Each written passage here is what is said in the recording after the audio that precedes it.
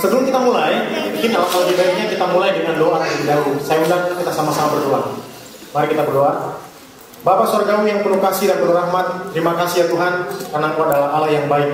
Terima kasih ya Tuhan atas sahabat-Mu yang begitu indah, sehingga kami saat ini boleh datang kepadamu, memuji dan memuliakan nama-Mu. Bapa, terima kasih karena pada waktu yang indah ini Tuhan, kami tidak berada di luar gereja Tuhan, tetapi kami dituntun oleh Roh-Mu yang kudus, sehingga kami boleh tiba di tempat ini dan kami akan mendengarkan firman-Mu. Bapa, tidak mudah berbicara kepada umat-Mu ya Tuhan. Berilah kepada hamba kuasa dan perkataan ya Tuhan. Sembunyikan hamba di balik salib-Mu ya Tuhan, sehingga bukan hamba yang berkata-kata, tetapi Engkau ya Tuhan. Biarlah pesan yang akan dibawakan boleh menjamah hati setiap jemaat, sehingga Tuhan ada kebangunan rohani di dalam jemaat ini Tuhan, dan Engkau akan segera datang. Terima kasih Bapa, kami berdoa di dalam tangan Yesus perbisnis kami. Amin. Selama Perang Dunia Kedua, orang tua Yahudi yang tak terhitung jumlahnya memberikan anak-anak mereka yang berharga kepada tetangga dan panti asuhan Kristen dengan harapan bahwa nantinya akan memberikan tempat yang aman untuk anak-anak mereka. Orang tua tersebut, mereka berharap suatu kali apabila mereka boleh selamat dari Holocaust. Mungkin saya akan ceritakan dulu mengenai Holocaust ini. Jadi Holocaust ini merupakan pembantaian orang-orang Yahudi pada saat Perang Dunia Kedua. Nah, jadi orang-orang Yahudi ini berharap anak-anaknya pada saat dititipkan, kalau mereka selamat, orang tua ini atau kerabat terdekatnya akan kembali untuk membawa anak-anak mereka. Namun betapa tragis, karena orang tua Yahudi yang selamat, di mana mereka bergumul, mereka harus survive dalam tenda kematian, mereka juga harus apa? Mereka harus berusaha keras karena mereka sangat-sangat ditindas. Oleh sebab itu, pada tahun 1945, 2 orang rabi dikirim. Mereka dikirim untuk datang menyelamatkan orang tua yang selamat. Pada saat mereka pergi, kedua rabi tersebut, yang pertama rabi dari Israel, dari Amerika, bernama Rabi Silkel, dan yang kedua rabi dari Inggris yang bernama Rabi Grenfell. Mereka berdua diutus sebagai chaplain untuk membawa kembali orang tua Israel yang selamat dari Holocaust tersebut. Pada saat mereka pergi, mereka melihat ternyata anak-anak Yahudi tersebut, mereka banyak dititipkan di panti asuhan. Namun pada saat rabi ini datang ke panti asuhan tersebut, ada yang bernama panti asuhan tersebut bernama Panti Asuhan Alaska-Lorraine. Jadi pada saat rabi ini datang ke Alaska-Lorraine ini, mereka bertemu dengan imam yang menjaga panti tersebut. Lalu rabi tersebut berkata, saya datang untuk membawa anak-anak Yahudi yang selamat atau yang dititipkan di panti asuhan ini. Tetapi imam yang berjaga itu mengatakan, tidak ada sama sekali anak-anak Yahudi di sini. Karena anak-anak tersebut sudah bercampur. Mungkin saja ada anak Yahudi, tapi di sini tidak ada anak Yahudi. Lalu rabi ini berkata, bolehkah saya melihat daftar anak-anak yang ada di panti asuhan ini? Lalu akhirnya imam ini pergi, lalu dia bawa daftar list daripada anak-anak yang ada di panti asuhan tersebut. Lalu pada saat dia melihat anak-anak tersebut, daftar nama tersebut, lalu dia katakan, ini anak Yahudi, ini anak Yahudi. Tetapi imam itu berkata lagi, maaf, Bapak tidak bisa mengatakan bahwa anak ini adalah anak Yahudi berdasarkan nama. Sebagai contoh, Markovich, di sini marah. Itu bisa saja nama orang Di sini Rusia. Swirsky, bisa saja nama orang Yunani. Dan kalau kita lihat di sini, Bapak mengatakan ini nama-nama orang Yahudi. Tapi Pak, apabila Bapak tidak bisa mendapatkan dokumentasi yang jelas bahwa ini anak Yahudi atau bukan, lebih baik Bapak tinggalkan tempat ini sekarang. Namun saudara, ada satu rabi, dan rabi ini dia punya ide yang cemerlang. Lalu dia berkata, Imam, bolehkah saya datang kembali pada saat jam anak-anak akan tidur. Namun Rabi yang imam tersebut berkata, oke lah, gak apa-apa. Malam itu para Rabi datang ke asrama, di mana baris demi baris terletak banyak tempat tidur anak-anak tersebut. Dan anak-anak tersebut sudah berada di sana mulai tahun 1939. Dan di sini ada hal yang menarik, di mana imam tersebut tidak mengetahui apa yang diketahui oleh para rabi tersebut. Ulangan 6 ayat 4 sampai 5 dikatakan, dengarlah hai orang Israel, Tuhan itu Allah kita, Tuhan itu Esa. Kasihilah Tuhan Allahmu dengan segenap hatimu, dan dengan segenap jiwamu, dan dengan segenap kekuatanmu. Jadi saudara, pada saat rabi-rabi ini datang, pada saat anak-anak itu akan tidur, lalu rabi ini berkata, hai Israel, dengarlah, Tuhan kita, Tuhan itu Allah kita, Tuhan itu Esa. Kasihilah Tuhan Allahmu. Saudara tahu, bayi-bayi tersebut menangis dan bangun. Mami, mami, mami. Lalu rabi tersebut berkata, ini bayi anak Yahudi, ini bayi anak Yahudi, ini bayi anak Yahudi. Saudara tahu, imam tersebut tercengang-cengang. Saudara yang kasih Tuhan, anak-anak Yahudi, mereka tahu di dalam DNA mereka ada identitas yang tidak bisa disembunyikan. Yang menjadi pertanyaan kita pada saat ini adalah, tahukah kita mengapa kita lahir di dunia ini? Atau pertanyaan berikutnya adalah, untuk apa kita hadir di dunia ini? Atau lebih spesifiknya, untuk apa kita menjadi anggota gereja Masehi Advent hari ke-7? Saat ini, saudara, kita akan bercerita, kita akan belajar mengenai satu judul. Judul yang saya bawakan adalah Why Am I Here? Judul ini merupakan pertanyaan bagi setiap orang. Judul ini merupakan satu pertanyaan inti. Mengapa saya menjadi anggota gereja Masehi Advent hari ke-7? Siapa yang tidak punya masalah, saudara? Siapa yang tidak punya masalah? Siapa yang punya masalah? Saya yakin kita semua punya masalah. Tetapi satu hal, saudara, saya ingin sharing terlebih dahulu. Di mana kita tinggal? Ini dunia kita. Ini dunia kita. Sangat besar, bukan? Jadi kita berpikir bahwa dunia kita besar dan kita punya masalah yang besar.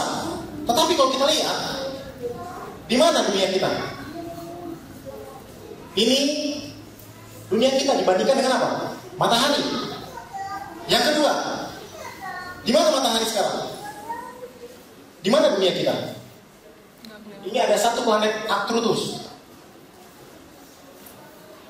Dan yang lebih heran lagi, saudara, apabila kita sebagai manusia diciptakan lahir dan setelah itu dewasa, tumbuh, punya anak, punya keluarga, dan akhirnya mati, apa artinya hidup? Saya ada banyak melihat bahwa pada saat kita melihat saudara kita meninggal, itu merupakan satu kesedihan bagi setiap orang. Dan pada saat kita melihat di sini, ada beberapa komentar mengatakan, apabila dunia ini kita lahir ke dunia dan setelah itu kita ditujukan hanya untuk kematian, apa artinya hidup? Saya share sedikit beberapa komentar. Yang pertama adalah dari novelis dari Inggris. Dikatakan, jika kematian akhir dari segalanya, jika saya tidak mengharapkan kebaikan maupun takut kejahatan, saya harus bertanya pada diri saya, untuk apa saya di sini? Jadi saudara, dia novelis Inggris yang terkenal. Dan dikatakan kalau hidup untuk mati, apa artinya apa? Hidup. Yang kedua, dari ahli filsafat dari Prancis, dikatakan juga demikian. Saya berpikir bahwa di sini kita makan dan minum untuk menyiapkan keadaan kita yang paling berharga, dan bahwa tidak ada suatu pun yang sesungguhnya tidak ada alasan untuk apa? Hidup. Mungkin saudara juga kenal kalau misalnya Pak Tambunan di sini tahu juga mungkin ya, ini ada salah satu komentar juga dari penyanyi The Beatles, Paul McCartney. Dikatakan anggota grup band The Beatles, dia mengatakan seperti demikian. Kita adalah kelompok band Beatles, di mana sangat tenar. Tetapi saya berpikir pada umumnya ada perasaan seperti ya, memang sangat hebat menjadi terkenal, sangat hebat menjadi kaya. Tetapi pertanyaan intinya, untuk apa semuanya itu? Saudara tahu, apabila saudara memiliki semuanya, apabila saudara pun punya harta banyak, tetapi kalau ujungnya adalah kematian, apa artinya? Dan yang paling mengherankan juga saudara, dikatakan di dalam pengkhotbah, di sini sebelum kita masuk ke sana, ada satu hal, ada satu mahasiswa yang bernama Mitchell Heisman. Dia berumur 35 tahun. Dia menembak dirinya sendiri di sebuah halaman gereja di Harvard. Setelah sebelumnya dia menganalisa dan dia menulis 1905 halaman yang catatannya adalah catatan bunuh diri. Setiap kata, setiap pemikiran, dan setiap emosi kembali kepada satu masalah inti: hidup tidak ada artinya. Dan yang kedua juga dikatakan segala sesuatu adalah apa? Sia-sia katanya. Pengkhotbah itu mengatakan apa? Kalau kita baca dalam khotbah 1, 2, 3, 4 dikatakan nggak ada artinya semua. Dan ayat 14 dikatakan, aku telah melihat segala perbuatan yang dilakukan orang di bawah matahari, tetapi lihatlah, segala sesuatu adalah kesia-siaan dan usaha menjaring angin. Saudara yang kasih dalam Tuhan, bagaimana kita menjawab? Bagaimana kita tahu bahwa apa? Kita bisa menjawab pertanyaan orang-orang yang ada di sekeliling kita. Kebetulan teman saya ada satu di kantor. Dia adalah dari Kristen, dia pindah menjadi apa? Ateis. Lalu dia katakan, Ron, ngapain Ron ke gereja? Ngapain kita sibuk melayani? Pertanyaannya adalah, lu mati nggak Ron? Ya mati. Nah itu dia makanya ngapain katanya? Untuk apa Ron? Toh mati juga, lu sembah Tuhan juga, mati juga. Tapi saudara-saudara yang kasih Tuhan, kita harus tahu bagaimana menjawab pertanyaan orang-orang tersebut. Karena tadi orang-orang terkenal mengatakan hidup tidak ada apa artinya. Untuk mengetahui jawaban dari mana kematian, kita harus tahu dulu trace back ke belakang. Dan biasanya kalau kita lihat, pada saat kita punya masalah, siapa yang sering pergi ke, pada saat kita punya masalah, biasanya saudara pergi kemana? Tidur katanya. Ada yang mengatakan tidur. Biasanya pada saat saya punya masalah, saya biasanya pergi ke taman. Ada satu taman saudara. Dan kita pun di sini akan belajar mengenai satu taman di Alkitab, Taman Eden. Kira-kira saudara tahu di mana Taman Eden? Di kitab apa pertama kali? Kitab apa? Kejadian. Oke. Tapi di sini saya akan membawa saudara ke satu Taman Eden. Dan ternyata Taman Eden itu bukan dimulai di kitab Kejadian. Kita akan baca dulu ya. Taman Eden yang pertama, kalau kita lihat di sini, Yeskiel 28 ayat 13. Dikatakan engkau di Taman Eden, yaitu apa? Taman Allah, penuh segala apa? Segala batu permata. Dan di sana dikatakan batu dan ada malaikat, tempat tatahannya diperbuat dari emas dan disediakan pada hari penciptaanmu. Kuberikan tempatmu dekat apa? Kerub yang berjaga di gunung kudus Allah engkau dan berjalan-jalan. Kita berbicara mengenai siapa ini? Lucifer. Jadi ada Taman Eden. Biasanya kita tahu bahwa Taman Eden di Kejadian 1 kan? Tapi kita di sini belajar dulu Taman Eden yang di dalamnya ada satu apa? Malaikat. Tadi kita bicara mengenai satu malaikat. Apakah Tuhan menciptakan setan? Nah di sini kita akan belajar. Jadi sini kita akan kupas. Jadi Taman Eden pertama. Nah di sini Tuhan menciptakan malaikat. Jadi Tuhan tidak pernah menciptakan apa? Setan. Tapi Tuhan menciptakan malaikat. Nah, kita mau tahu dulu malaikat ini di mana posisinya. Kalau kita belajar, dikatakan bahwa dia adalah kerub. Jadi kalau malaikat ada namanya serafim, ada namanya apa? Kerub. Nah, Lucifer ini dikatakan posisinya adalah apa? Kerub. Nah, kita belajar di sini bahwa bagaimana kita tahu apa yang ada di surga. Di sini dikatakan di Ibrani 8 ayat 5 dikatakan pelayanan mereka adalah gambaran dan bayangan dari apa yang apa? Di surga. Jadi untuk tahu mengenai apa yang ada di surga, kita harus tahu dulu bagaimana? Bait suci. Karena apa? Pada saat belajar bait suci, di sana dikatakan bait suci ini merupakan miniatur dari apa yang ada di mana? Di surga. Nah, kerub yang berjaga. Keluaran 25 ayat 18. Di sini dikatakan bahwa dan haruslah kau buat 2 kerub dari emas, kau buatlah itu dari emas tempaan pada kedua ujung tutup pendamaian itu. Buatlah 1 kerub pada ujung sebelah di situ, di sini dan satu kerup pada ujung sebelah sana. Seiras dengan tutup pendamaian itu, kamu buatlah kerup itu di atas kedua ujungnya. Jadi kalau kita lihat di sini mengenai bait suci, ada halaman luar, ada apa? Bilik suci, ada bilik apa? Maha suci. Jadi kita lihat perabotan-perabotannya. Ada yang di luar apa? Mesbah korban bakaran. Ada bejana pembasuhan. Di dalamnya lagi ada apa? Ada 7 kaki dia, ya kan? Ada lagi apa? Mesbah ukupan, ya kan? Ada juga roti sajian. Tetapi paling dalam, di bilik maha suci ada apa? Tabut perjanjian. Nah, di sini kita lihat bahwa apa? Dan di sanalah akan bertemu dengan engkau, dan dari atas tutup pendamaian itu, dari antara kedua kerup yang di atas tabut hukum itu. Nah, jadi seperti ini saudara. Kalau kita lihat, ini kerup, di sini adalah apa? Shekinah, atau namanya kalau dikatakan hadirat Tuhan. Di sini atas penutup ini adalah tutup pendamaian, dan di dalam tabut perjanjian ini ada apa saudara? Ada hukum. Nah, ini kita harus belajar dulu. Jadi saudara, kalau misalnya Tuhan ada di sini, tutup pendamaian itu melambangkan apa saudara? Tahta Tuhan. Jadi kita belajar tahu bahwa apa? Tahta Tuhan di sini, dan di bawah tahta Tuhan ada apa? Hukum. Jadi dari sini kita bisa belajar bahwa dasar pemerintahan surga adalah hukum Tuhan. Jadi kita lihat di sini, tadi dikatakan Ibrani 8 ayat 5, kita belajar apa yang di surga melalui tabut perjanjian yang ada di bumi. Kalau kita lihat di sini, ini merupakan tahta Tuhan. Jadi saudara, tadi Lucifer dikatakan bahwa dia adalah posisinya sebagai apa? Kerup. Saudara bisa tahu posisi dia sangat apa? Sangat dekat dengan tahta Allah. Dan kalau kita lihat bahasa Inggrisnya, covering, kerup. Kalau covering itu atau melindungi, apa yang Lucifer lindungi? Hukum Tuhan. Jadi Lucifer tugas utamanya adalah melindungi, ya. Nah sekarang bagaimana Lucifer, tadi dikatakan bagaimana Lucifer yang sempurna dia bisa apa? Jatuh. Di sini dikatakan di dalam Yesaya 14 ayat 12, wah engkau sudah jatuh dari langit, hai bintang timur putra fajar. Ayat 13, engkau yang tadinya berkata dalam hatimu, aku hendak naik ke langit, aku hendak mendirikan. Di sini dikatakan ada yang diulang-ulang apa? Aku hendak. Lucifer hendak ingin sempurna seperti apa? Tuhan.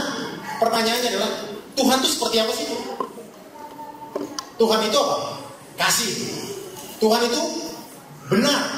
Tuhan itu apa? Baik. Tetapi yang menjadi pertanyaan adalah, di sini dikatakan dia berkata di dalam hatinya. Jadi belum ada yang tahu di dalam hatinya dia berkata. Nah pertanyaannya adalah, kalau misalnya Tuhan itu kasih, Tuhan itu baik, Tuhan itu benar, dan Lucifer ingin seperti Tuhan, bukankah itu hebat, baik, kasih dan benar? Tetapi di sini saudara, menjadi pertanyaan adalah, Lucifer ingin menjadi seperti Tuhan benar tanpa apa? Menuruti apa? Perintah Tuhan.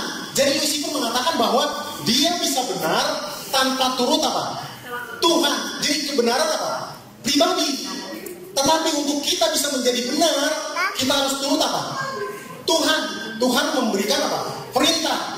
Kalau kita mau seperti Tuhan, kita lihat perintah apa? Tuhan. Nah, kita lihat di sini.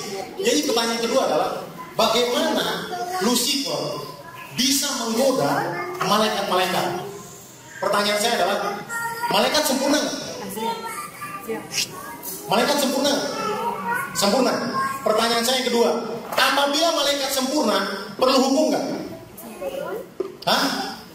Malaikat sudah sempurna, malaikat perlu hukum nggak? Hah? Tidak perlu. Oke, saya tanya sekali lagi ya. Kalau malaikat sempurna kan? Setuju. Oke, yang kedua adalah, apabila malaikat sudah sempurna, perlu hukum nggak? Perlu. Ada yang mengatakan tidak perlu. Nah, di sini kalau kita lihat, dikatakan bahwa apa? Kita lihat ya di sini.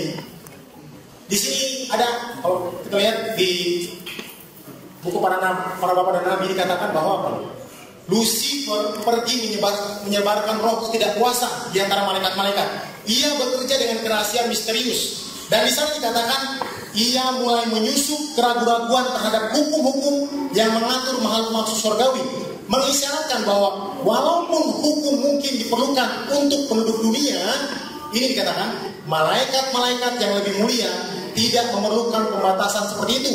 Karena kebijaksanaan mereka sendiri adalah suatu paduan yang memadai. Mereka bukanlah makhluk yang bisa membawa aib bagi Allah. Semua pikiran mereka yang kudus itu lebih tidak mungkin bagi mereka dibandingkan kepada Allah sendiri untuk berbuat salah. Jadi surat dikatakan begini, Lucifer, malaikat, kamu itu sudah sempurna. Mungkin dunia lain perlu hukum, tapi kita nggak perlu. Nah itu yang disusukan oleh siapa? Lucifer, ya kan? Nah, ini dia. Dikatakan bahwa lalu setan dengan bangga menunjuk berapa? Setengah. Jadi kalau di Alkitab kita bicara mengenai bahwa ada sepertiga malaikat surga yang jatuh, tetapi Roh Nubuat mengatakan hampir setengah. Tetapi kita lihat di sini ya, hampir setengah dari semua malaikat di surga dan berseru, mereka ini adalah dengan saya. Akankah Tuhan mengusir mereka ini juga dan membuat kekosongan di surga? Kemudian dia menyatakan bahwa dia siap untuk menolak otoritas Kristus dan untuk mempertahankan tempatnya di surga, kalaupun harus dengan kekuatan. Di sini kalau kita lihat ada dilema, saudara. Setelah setengah, hampir setengah yang digoda oleh Lucifer, lalu Tuhan mengatakan di situ ada pilihan. Baru setelah itu mereka memilih dan akhirnya sepertiga yang apa? Jatuh. Nah ini dikatakan di dalam Wahyu 12:7 dikatakan maka timbullah peperangan. Jadi setelah pada saat itu pertanyaan-pertanyaan, lalu timbullah apa? Peperangan di surga. Peperangan dikatakan Mikael dan malaikatnya berperang melawan naga itu, dan naga itu dibantu oleh malaikat-malaikatnya. Tetapi mereka tidak lagi bertahan, mereka tidak mendapat tempat lagi di surga.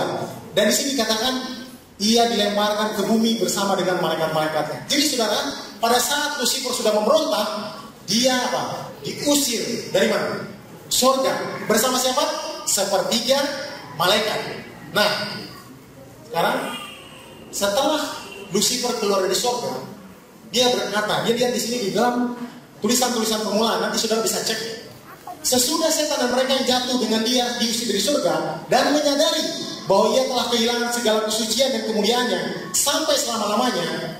Kalau dikatakan bahasa Inggrisnya repent, dia bertobat, saudara. Tapi di sini dikatakan menyesal dan ingin mendapatkan kedudukan. Jadi setelah diusir dari surga, dia menyesal, katanya. Jadi Lucifer itu menyesal. Tapi kalau bahasa Inggrisnya repent. Nah, di sini dikatakan baik ia Lucifer dan pengikutnya menangis dan memohon dengan sangat supaya mendapat belas kasihan Allah kembali. Jadi setelah diusir, kita lihat di sini di surga berontak, sepertiga keluar, diusir dari surga, dikatakan dia menyesal, saudara. Tapi di sini dia dikatakan, story of redemption. Di sini dikatakan bahwa setan gemetar. Jadi pada saat dia melihat bahwa kayaknya nggak layak Tuhan, nggak sebanding pemberontakan yang saya buat dengan saya harus kehilangan surga ini Tuhan. Lalu di sini dikatakan, apakah ia tertutup di luar surga? Kerugian yang ia alami dibandingkan dengan semua hak surgawi tampak terlalu besar untuk ditanggung. Dia berharap untuk mendapatkan kembali hak ini. Jadi saudara, pada saat dia keluar dari surga, tujuan dia yang satu, dia ingin kembali ke surga.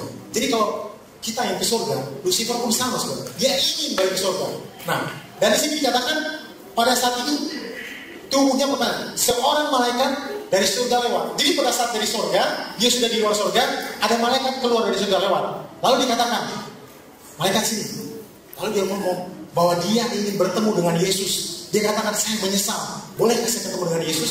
Lalu dikatakan di sini, dia memanggilnya dan memohon wawancara dengan Kristus. Hal ini diberikan kepadanya, diberikan kepada Lucifer. Dan kemudian berhubungan dengan anak Allah, bahwa ia apa? Bertobat. Kalau saudara cek, dikatakan dia bertobat katanya dari pemberontakannya dan berharap lagi kemurahan Allah. Aduh, saya nyesal Tuhan. Tetapi di sini dikatakan dia bersedia untuk mengambil tempat Allah yang ditugaskan sebelumnya kepada Kristus kepadanya dan berada di bawah kebijaksanaan pemerintahnya.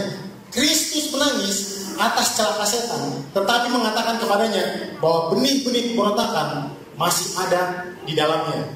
Ketika setan sepenuhnya yakin bahwa tidak ada kemungkinan untuk kembali dalam kemurahan Allah, ia wujudkan kejahatannya dengan menambahkan kebencian berapi-api yang menyala. Jadi saudara, meskipun kita menangis, dikatakan kita bertobat nangis, tapi Tuhan tahu isi siapa? Hati kita. Ya, jadi pertanyaan saudara, malaikat bisa baca isi hati kan? Enggak. Tidak kan? Jadi kita lihat di sini ada satu dilema saudara. Malaikat tidak bisa baca isi hati. Dia katakan kepada Tuhan, Lucifer ingin kembali ke surga. Dia bertobat katanya. Tetapi Tuhan pada saat bertemu lagi dengan Lucifer, dia lihat isi hatinya bahwa tidak ada apa? Pertobatan, hanya pura-pura dari luar. Nah, pertanyaan kedua adalah, bisa nggak Lucifer dan sepertiga malaikat pada saat itu dimusnahkan? Harusnya bisa kan? Tetapi ada pertanyaan malaikat-malaikat. Pertanyaan seperti ini, kok Lucifer mau kembali ke surga, kok Tuhan tolak ya? Malaikat tidak bisa baca isi hati, saudara. Sama seperti saya kasih ilustrasi. Misalnya saya sama istri saya ada masalah. Jadi pada saat saya ada masalah, saya bilang istri saya, kamu keluar dari rumah. Pada saat saya bilang istri saya keluar dari rumah, lalu istri saya datang ke mertua, ke mama saya. Lalu dia katakan, Mami, saya menyesal. Saya pengen pulang ke rumah lagi, ke rumah si abang. Akhirnya datanglah. Lalu mama saya bilang, Ron, istrimu nyesel Ron. Dia pengen balik lagi Ron. Oh iya udah oke.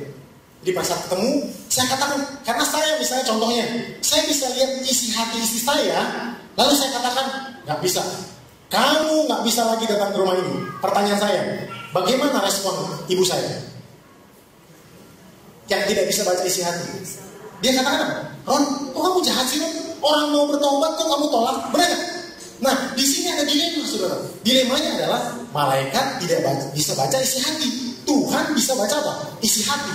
Dan yang kedua, saudara, kalau kita lihat di sini, ini kejatuhan Lucifer yang pertama. Dikatakan bahwa anggota ketuhanan, Tuhan tahu Lucifer itu jahat, tetapi malaikat tahu nggak? Nggak tahu. Karena apa? Dia nggak bisa baca isi hati. Malaikat Tuhan dan penduduk bumi yang lain masih apa? Masih belum memahami. Dan terjadi kebingungan ya, di surga. Yang kedua, saudara, pemerintahan surga sedang dalam goncangan. Pemerintahan Tuhan sedang dalam goncangan. Bisakah Lucifer dan malaikat-malaikatnya langsung dimusnahkan saat itu? Tidak. Kenapa? Karena ada dibagi apa? Terbagi dua, saudara. Ingat, saudara, kita belum ada pada saat itu. Dunia kita saat ini ada, belum ada saat itu. Jadi surga terbagi dua, yaitu apa? Tuhan dan malaikatnya, Lucifer dan apa? Sepertiga malaikatnya. Pertanyaan, saudara, kalau misalnya kita lihat, ingat kan kemarin waktu pemilihan presiden Jokowi dan Prabowo di Metro TV, Jokowi yang apa? Menang. Di TV One, Prabowo yang menang. Bingung gak saudara? Saya bingung juga, ini siapa yang menang gitu kan?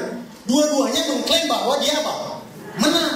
Nah, kalau ada dua yang berselisih, bisa gak diselesaikan? Gak bisa saudara. Akhirnya apa? Mereka harus kemana? Kemana? Ke pihak keberapa? Tiga. Yaitu apa? Satu kan? Jadi ada. Kalau kita lihat di sini, nggak ada pihak ketiga, saudara. Nggak ada pihak ketiga. Adanya dua pihak. Lucifer dan sepertiga malaikat, dan Tuhan dan malaikatnya. Jadi bagaimana diselesaikan masalah ini? Dua-duanya klaim bahwa saya benar, saya benar, saya benar, saya benar. Bagaimana caranya? Ini kita lihat di sini. Solusi untuk pertentangan ini. Nah, ini Tuhan memberikan contoh. Di dalam Ulangan 19 ayat 16 dikatakan apa? Apabila seorang saksi jahat menggugat seorang untuk menuduh dia mengenai suatu pelanggaran, maka kedua orang yang mempunyai perkara itu haruslah berdiri di hadapan Tuhan, di hadapan imam-imam dan apa? Hakim. Sama kita saudara. Pada saat kita memiliki masalah, kita akan datang kemana? Pengadilan, bukan? Ini pihak kemana? Ketiga. Nah, di sini kalau kita lihat, apabila ternyata bahwa saksi itu memberi saksi dusta dan bahwa ia telah memberi tuduhan dusta terhadap saudaranya. Nah, sekarang pertanyaannya adalah siapa pihak ketiga tersebut? Pihak ketiga sebagai juri. Yes, ada hal yang menarik juga. Dalam Yesaya 28 ayat 16 dikatakan Dengan dagangmu yang besar engkau penuh dengan kemaharasan, engkau berbuat dosa, maka kubuangkan engkau di mana? Gunung Allah. Di sini dikatakan ayat 17, ke bumi kau kelempar, kepada raja-raja untuk kuserahkan. Pertanyaan saudara, raja yang mana? Karena Lucifer sepertiga malaikat, Tuhan dan malaikatnya. Dikatakan ke bumi kau kelemparkan raja-raja. Nah, pertanyaan ini menarik saudara. Itu akan menjawab, why am I here? Kenapa saudara kita semua di sini? 1 Korintus 6 ayat 2. Atau tidak tahukah kamu bahwa apa? Orang-orang kudus akan menghakimi apa? Dunia. Dan jika penghakiman dunia berada dalam tanganmu, tidakkah kamu sanggup untuk mengurus perkara yang tidak berarti? Tidak tahukah kamu bahwa kita akan menghakimi apa? Malaikat-malaikat, saudara. Jadi pertanyaan inti di sini kalau kita lihat bahwa apa? Tuhan memiliki satu panggilan. Tuhan menciptakan. Nah, ini kita lihat. Manusia diciptakan sebagai raja. Ini kalau kita lihat konsep, berfirmanlah Allah, baiklah kita menjadikan manusia menurut gambar dan rupa kita supaya mereka berkuasa, ya, berkuasa di laut, di bawah, di udara, di atas, dan yang merayap di bumi. Jadi artinya apa? Manusia diciptakan sebagai raja di mana? Di bumi, saudara. Ya kan?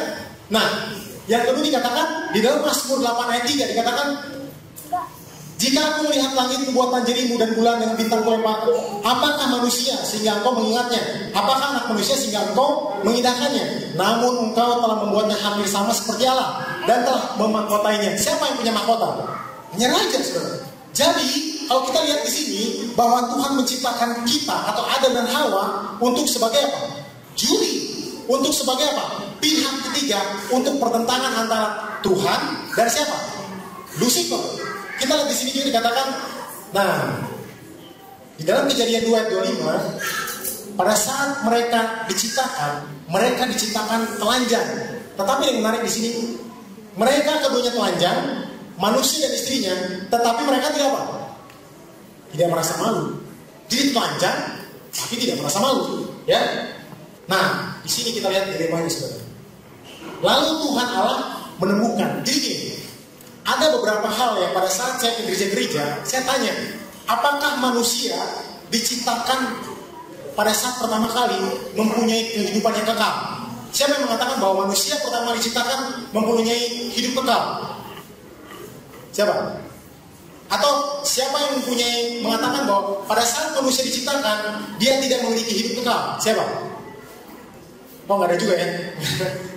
Oke, jadi kita lihat di sini bahwa di sini dikatakan ada dua pohon. Pohon kehidupan dan pohon pengetahuan baik dan jahat. Di sini dikatakan bahwa agar supaya dapat memiliki hidup yang tidak berkesudahan, manusia harus senantiasa memakan buah pohon apa? Al-hayat. Jadi saudara, manusia itu sama seperti kalau kita contoh lah, kita bawa mobil. Kalau mobilnya tidak diisi bensin, mati. Nah, itu ya. Jadi manusia pada saat itu ada kondisi. Kondisinya adalah dia harus makan apa? Orang kehidupan, ya kan? Tetapi pertanyaan kedua, saya kadang-kadang bertanya juga, kalau Tuhan itu baik, kenapa Tuhan ciptakan pohon pengetahuan baik dan jahat? Sebagai contoh, saudara, kita tahu sebagai orang tua, kalau di rumah kita misalnya di ruang tamu ada setrika panas, apa yang dilakukan orang tua? Pada saat mereka punya anak-anak, mereka akan ambil, bukan? Mereka akan ambil supaya anaknya tidak kenapa? Panas. Tetapi saya lihat di sini, kok Tuhan itu kalau dia benar-benar kasih, kok bukan dia buat nih pohon pengetahuan baik dan jahat? Harusnya buat aja pohon kehidupan, toh beres. Nggak ada lagi buat pohon pengetahuan, pengetahuan baik dan jahat. Karena apa? Kita tahu, karena pohon pengetahuan baik dan jahat itu, makanya ada apa? Kematian, ada penderitaan saat ini. Jadi saya berpikir, Tuhan, kenapa Tuhan ciptakan? Di sini kita lihat bahwa apa? Tuhan memberikan apa? Pilihan, saudara. Tuhan mau kita memilih. Jadi Tuhan pun bukan hanya pilih sendiri, tidak. Dia beritahu, kamu makan yang ini boleh semua. Dia baik, saudara. Dan dia dikatakan bahwa apa? Tapi yang ini jangan dimakan ya. Kalau kamu makan, pasti kamu apa? Mati. Jadi Tuhan kasih apa? Kasih informasi, saudara. Ya kan? Supaya manusia punya apa? Pilihan. Karena Tuhan bukanlah Tuhan yang paksaan, tapi Tuhan yang memberikan pilihan. Nah, supaya manusia itu memiliki pilihan, dan kalau kita lihat, dosa itu berkorelasi dengan apa? Hak memilih. Karena apa? Pada saat kita memilih Tuhan untuk mencintai Tuhan, Tuhan mau kita mengasihi Dia dengan setulus hati. Dia nggak mau ada paksaan. Dia nggak pernah memaksa. Pohon kehidupan memiliki kekuatan untuk mengakalkan kehidupan. Dan selama mereka, Adam dan Hawa, memakan itu, mereka tidak bisa mati. Kehidupan manusia purbakala yang relatif panjang. Jadi zaman dulu kalau kita lihat panjang-panjang umurnya, karena kekuatan yang memberi hidup dari pohon ini yang ditransmisikan ke manusia purbakala dari Adam dan Hawa. Jadi pada saat itu, kalau misalnya Adam dan Hawa makan buah kehidupan itu, mungkin umurnya pendek juga, gitu ya. Tapi di sini kalau kita lihat bahwa alasan kenapa zaman purbakala umurnya apa? Panjang-panjang. Nah, ini dia, Adam dan Hawa dicobain. Tuhan katakan ada 2 pohon tadi kan. Tapi kita bicara dulu sekarang mengenai pohon pengetahuan baik dan jahat. Di sini dikatakan, lalu Tuhan Allah memberi perintah ini kepada manusia, semua pohon dan taman ini boleh kau makan buahnya dengan bebas. Tetapi pohon pengetahuan tentang yang baik dan jahat itu janganlah kau makan buahnya, sebab pada hari kau makannya pastilah kau mati. Nah, sekarang kita lihat Tuhan bicara kepada Adam, jangan makan buah ini, kalau makan mati. Nah, sekarang kita lihat juga di Kejadian 3 ayat 1 sampai 5 ada juga ular bercakap-cakap dengan siapa? Hawa. Dia katakan apa? Ada pun ular itu berkata, perempuan itu, tentulah Allah berfirman, semua pohon dalam taman ini jangan kau makan buahnya, bukan? Lalu sahut perempuan itu kepada ular itu, buah pohon-pohonan dalam taman ini boleh kamu makan, tetapi tentang buah pohon yang ada di tengah-tengah taman, Allah berfirman, jangan kamu makan ataupun raba buah itu, nanti kamu mati. Tetapi ular itu berkata kepada perempuan itu, sekali-kali kamu tidak akan apa? Mati. Jadi di Kejadian 2, 16, 17, Tuhan bilang, makan, mati. Di Kejadian 3 ayat 1 sampai 5, ular mengatakan, sekali-kali nggak mati kok. Ya kan? Di sini kalau kita lihat, kita mau bandingkan, ada perbedaan sebenarnya. Di sini dikatakan perbedaannya satu. Hawa menambahkan kata apa? Raba. Di Kejadian 2, 16, 17 ada nggak? Nggak ada kan? Tuhan nggak ada katakan raba. Tapi Hawa mengatakan apa? Raba buah itu. Dan yang paling penting, saudara, di sini kalau kita lihat ada perbedaan. Perintah dan ular itu berkata kepada perempuan itu, tentulah Allah apa? Berfirman. Pertanyaan, firman dan perintah sama nggak? Firman dan perintah sama nggak? Hah? Sama atau beda? Beda. Beda. Bedanya apa? Kalau kita lihat di Kejadian 1, firman itu memberi hidup. Pada mulanya Allah berfirman, jadilah. Jadi kalau firman dari yang tidak ada menjadi ada, dia membawa apa? Kehidupan. Tapi kalau perintah, di sini kalau kita lihat perintah, kalau dilanggar ada apa? Penalti. Jadi makanya bukan 10 firman Allah, tapi 10 perintah Allah, saudara. Jadi Tuhan jelas mengatakan mengenai perintah Tuhan. Nah, di sini dikatakan bahwa akhirnya kita lihat di sini bahwa Adam dan Hawa berdosa. Di sini dikatakan maka terbukalah mata mereka berdua dan mereka tahu mereka apa? Telanjang. Lalu mereka menyamat daun pohon ara dan buah cawat. Ketika mereka mendengar bunyi langkah, bersembunyilah manusia dan istrinya terhadap Tuhan Allah di antara pohon-pohonan dalam taman. Tetapi Tuhan Allah memanggil manusia. Ketika aku mendengar bahwa engkau ada di dalam taman ini, aku menjadi takut. Karena aku apa? Telanjang. Tadi di Kejadian dikatakan bahwa manusia diciptakan telanjang, tapi tidak merasa apa? Malu. Sekarang setelah mereka makan buah pohon pengetahuan baik dan jahat, mereka telanjang dan mereka apa? Malu, ya kan? Aku menjadi takut karena aku telanjang. Pertanyaannya, saat itu ada telanjang setelah makan buah? Telanjang, tapi kan dia tutup dengan apa? Daun pohon ara. Bukankah dia sudah tidak telanjang? Apa yang dimaksud dia telanjang di sini? Dia telanjang karena apa? Dosa. Memberikan kekuasaan kepada siapa? Setan. Dan Adam itu adalah apa? Manusia. Dan pada saat manusia jatuh, pertanyaannya adalah siapa yang bisa menebus? Dikatakan di dalam Imamat 25:25, hanya kerabat sedekatnya. Jadi Yesus belum menjadi kerabat kita saat itu. Oleh sebab itu, dia harus menjadi apa? Manusia. Nah, dikatakan Roma 3 ayat 10 dikatakan gak ada yang benar. Karena gak ada yang benar, gak ada yang bisa tembus. Oleh sebab itu Yesus datang menjadi apa? Manusia.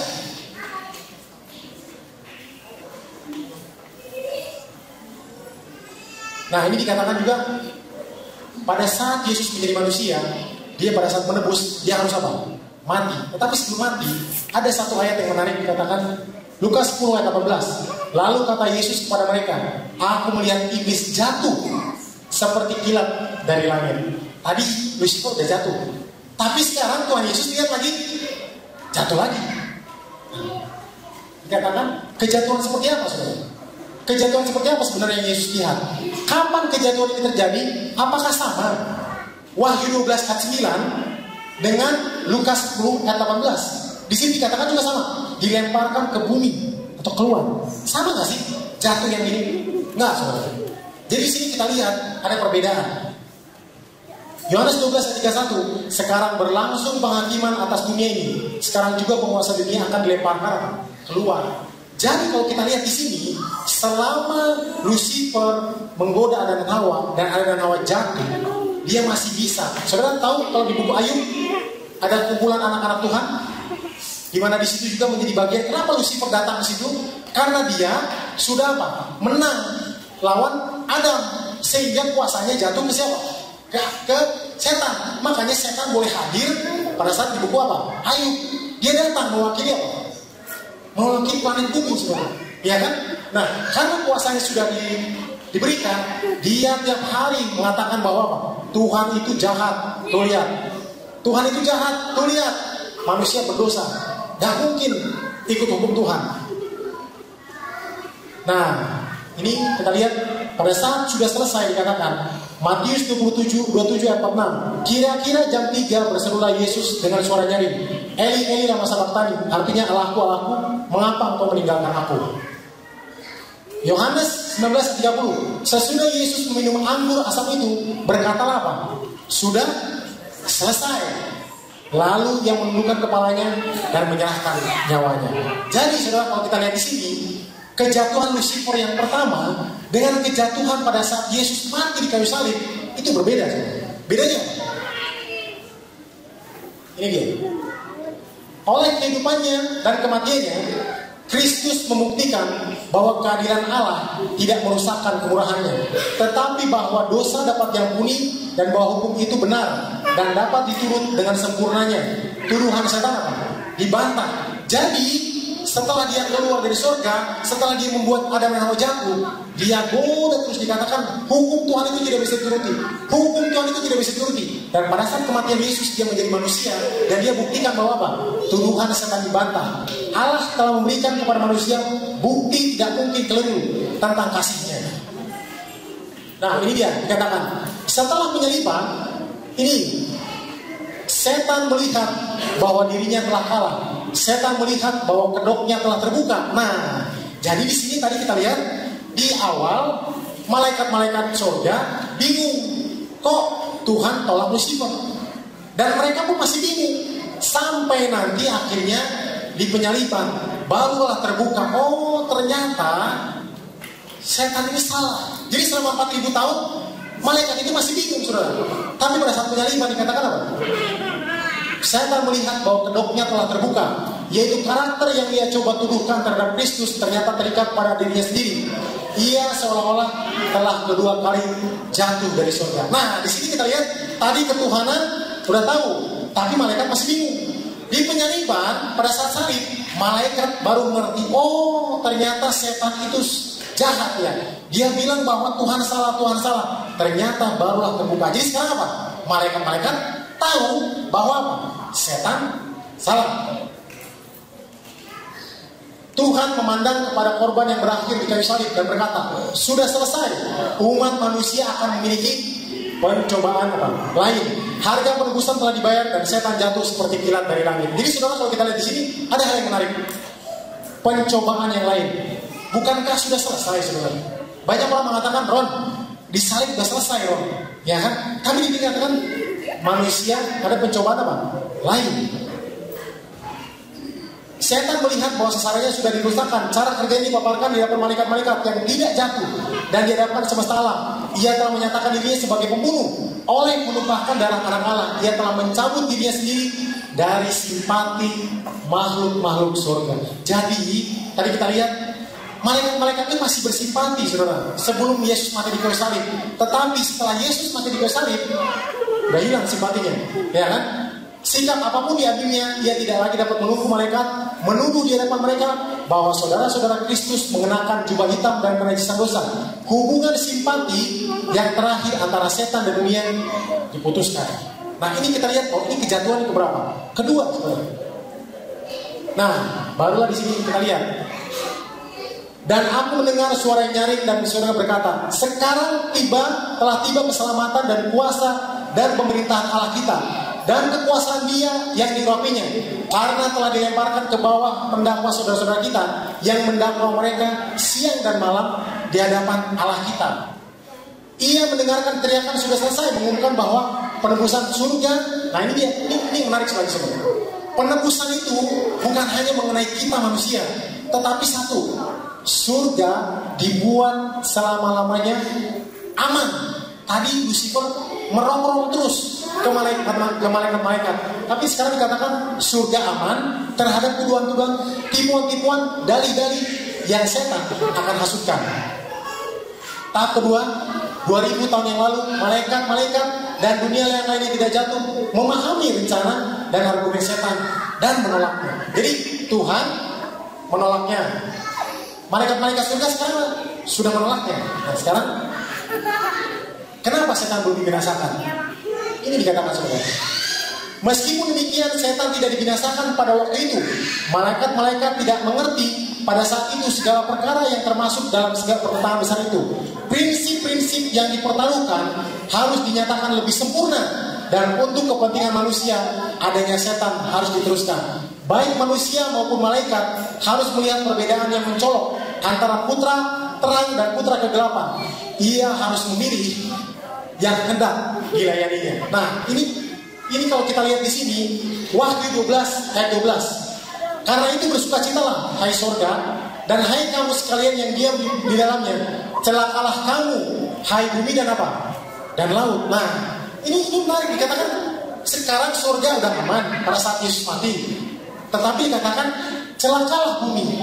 Karena apa? Waktunya sudah apa? Singkat, saudara. Setan tahu waktunya apa? Sudah singkat. Namun, saudara, pada saat Yesus mati di kayu salib, setan tidak berhenti menipu. Dia menggunakan cara lagi yang lain. Dia cuma tipuan yang lain, saudara. Dia katakan hukum tidak dapat diubahkan, karena manusia dapat diselamatkan hanya oleh menurut ajaran-ajarannya. Maka Yesus ditinggikan di salib. Tetapi justru alat oleh Kristus mendirikan hukum itu dikemukakan setan sebagai suatu yang mengusahakan. Disinilah akan datang konflik terakhir dari pertentangan besar antara Kristus dan setan. Nah, jadi saudara yang kasih dalam Tuhan, bahwa setelah Yesus mati di kayu salib, akan ada konflik lagi, saudara.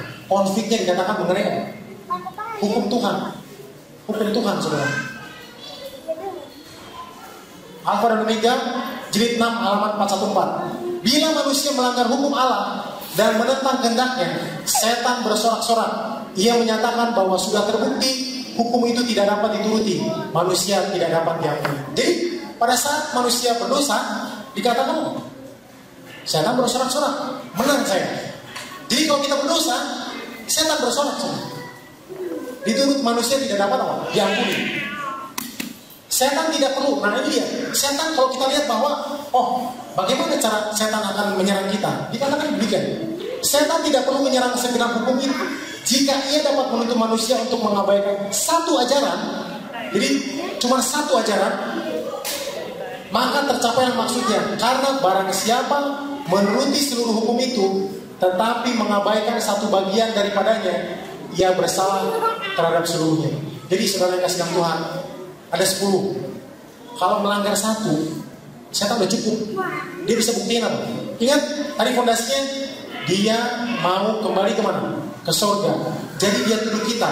Jadi pada saat manusia berdosa dan katakan, Tuhan gak adil dong. Masa manusia berdosa bisa masuk surga, sedangkan saya berdosa, saya nggak bisa balik ke surga. Jadi intinya, kalau kita lihat The Great Controversy atau buku Kemenangan Akhir itu, intinya adalah Lucifer ingin kembali kemana? Ke surga. Nah sekarang pertanyaannya, di mana posisi kita? Jadi tadi ada anak Lucifer diciptakan, ada dan Hawa, ya kan? Setelah itu Yesus mati di kayu salib. Pertanyaan terakhir adalah, kan kita menunggu Yesus yang kedua kali. Di mana posisi kita tepatnya? Posisi kita tepatnya. Ini dikatakan. Kita sekarang berada di Wahyu 7 ayat 1 sampai 4. Kemudian daripada itu aku melihat 4 malaikat berdiri pada keempat penjuru bumi, dan mereka menahan keempat angin bumi supaya jangan ada angin bertiup di darat atau di laut, di pohon-pohon. Dan aku melihat seorang malaikat lain muncul dari tempat matahari terbit.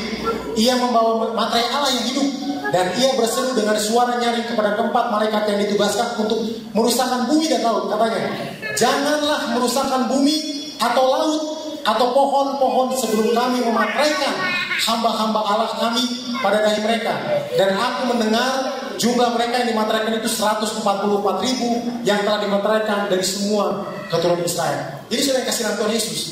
Kenapa angin keributan itu, kenapa goncangan itu belum datang? Kadang-kadang kita lihat bahwa kita bicara mengenai kepausan lah, undang-undang hari Minggu lah. Saudara yang kasih Tuhan, Yesus menunggu untuk memiliki satu umat yang akan di mana? Dimateraikan. Pertanyaan intinya adalah kita, saudara. Jadi bukan orang lain. Kadang-kadang kita bilang, saya menunggu Yesus. Apakah benar kita menunggu Yesus? Karena di sini kalau kita lihat, jangan merusakkan bumi sebelum memateraikan. Nah ini dia tulisan permulaan dikatakan, aku melihat 4 malaikat, ia menatap dengan kasihan pada umat sisa, kemudian mengangkat tangannya dan dengan suatu suara kasihan yang mendalam berseru, darah saya Bapa, darah saya Bapa, darah saya Bapa. Jadi pada saat angin goncangan itu akan dilepaskan, Yesus datang. Dia katakan, Bapa, darah saya, darah saya. Dia melihat dengan sedih bahwa umat Tuhan belum siap untuk dimateraikan. Jadi saudara, bukan kita menunggu Yesus. Yesus menunggu umatnya untuk siap dimateraikan.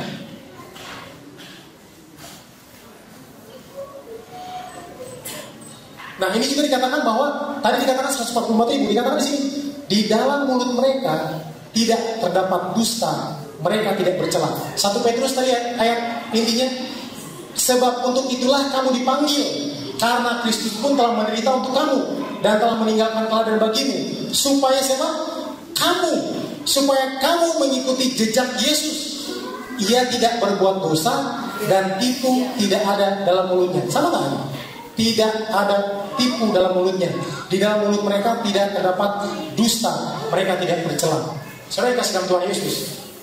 Ini kalau kita lihat, orang-orang yang dimaterai itu adalah orang-orang yang seperti apa, saudara? Materai Allah yang hidup itu akan ditaruh pada mereka yang hanya memiliki tabiat seperti Kristus. Jadi kita mau cek diri kita sekarang, apakah saya memiliki tabiat seperti Kristus? Tidak seorang pun dari kita yang akan menerima materai Allah, sementara tabiat kita masih mempunyai satu saja cacat atau celah. Apakah kita mencari kedewasaan dalam Dia berjuang menuju selesai tentukan depan kita, yaitu kesempurnaan tabiatnya. Jadi Tuhan menunggu, saudara.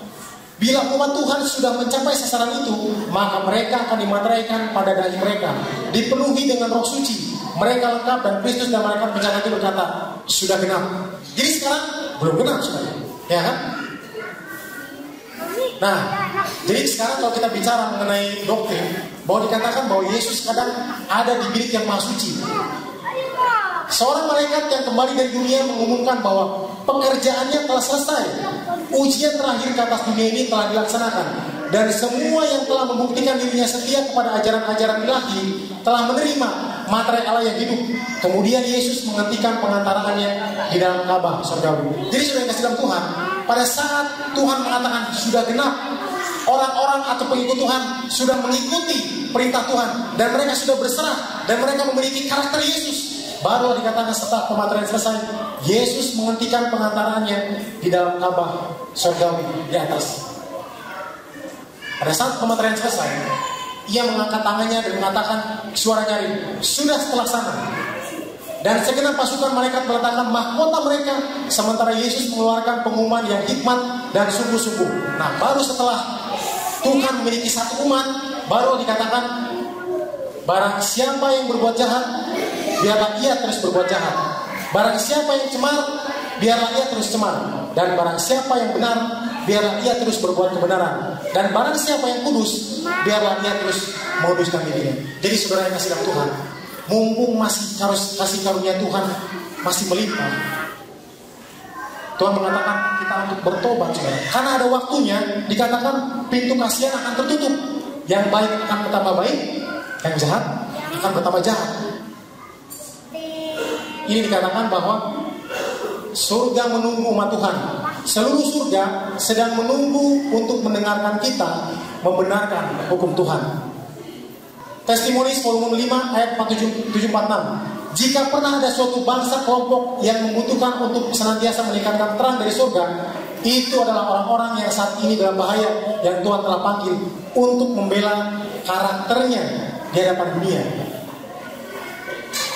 Kehormatan dari hukum Allah adalah harus dibenarkan di hadapan dunia-dunia yang tidak jatuh di hadapan alam semesta dan di hadapan dunia yang telah jatuh.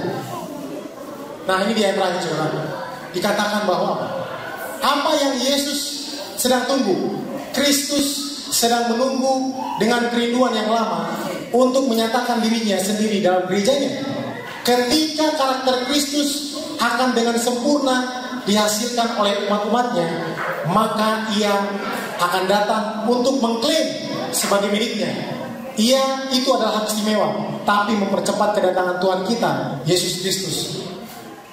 Tuhan pun menunggu kita. Iblis merupakan pendakwa dari saudara-saudara, dan kuasa pendakwanya digunakan untuk melawan orang-orang yang melakukan kebenaran.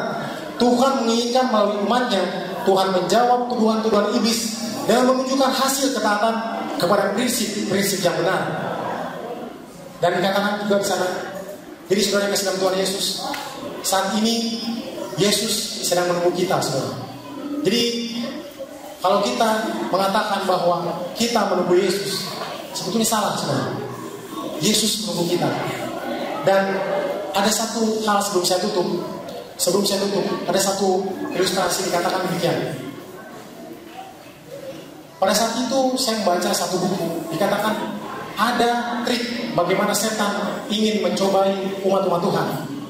Jadi trik pertama dikatakan mereka berkumpul, setan-setan ini berkumpul, lalu mengatakan bagaimana caranya kita menipu umat Tuhan. Setan pertama mengatakan, oh kita buat aja bahwa umat manusia supaya tidak percaya Tuhan. Lalu setan ini mengatakan, bagaimana mungkin mereka tidak percaya Tuhan? Sudah banyak bukti kok bahwa mereka bisa percaya Tuhan. Lalu akhirnya yang kedua mengatakan, setan yang kedua mengatakan, bagaimana caranya supaya kita mengatakan kepada manusia tidak ada kebenaran. Lalu malaikat ini berkata, bagaimana mungkin tidak ada kebenaran? Sudah banyak kok di alam, di buku, di pengetahuan, ada banyak kebenaran. Lalu malaikat yang terakhir, malaikat setan yang terakhir mengatakan, bagaimana kalau kita tipu umat Tuhan?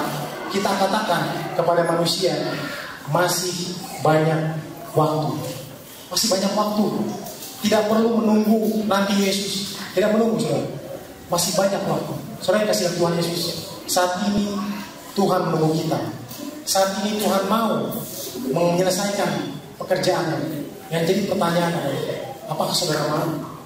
Apakah kita mau masing-masing menyerahkan hati kita agar supaya Kristus boleh hidup di hati kita, sehingga pada saat karakter Yesus sudah dipantulkan, barulah Yesus mengatakan, sabarlah hambaku yang setia, dan Yesus akan sadarkan. Amin. Biarlah melalui firman ini kita sama-sama berdoa. Mari kita berdoa. Bapa Surgawi yang penuh kasih dan penuh rahmat, terima kasih Tuhan, karena pada saat ini Tuhan kami telah mengetahui ya Bapak, untuk alasan apa kami boleh hadir di dunia ini Tuhan. Alasan kami di dunia ini bukan hanya untuk mencari uang. Alasan kami di dunia ini bukan hanya untuk mengumpulkan harta. Alasan kami di dunia ini bukan hanya untuk mencapai satu posisi ya Tuhan, tetapi Engkau menciptakan kami ya Tuhan, agar kami boleh menjadi satu umat yang akan siap menantikan Yesus di awan-awan, dan kami pun boleh hidup.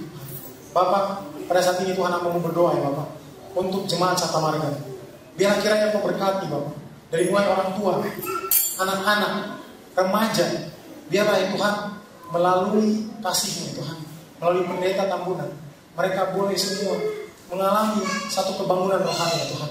Sehingga Bapak, di dalam setiap jemaat memiliki satu visi ya Tuhan, bagaimana mereka akan berhenti berbuat dosa dan mereka akan memiliki karakter Yesus. Terima kasih Bapa atas segala kebaikan-Mu, karena kami serahkan Tuhan hanya ke dalam tangan Yesus, penebus hidup kami. Amin.